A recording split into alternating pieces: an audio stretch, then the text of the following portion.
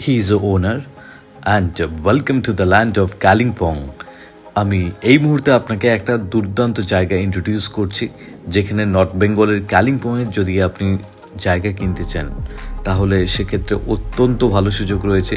যেখান থেকে দেখতে পাচ্ছেন আপনার সিকিম ভিউ, এটা হচ্ছে নাথুলা ভিউ আপনি দেখতে পাচ্ছেন সিকিমের।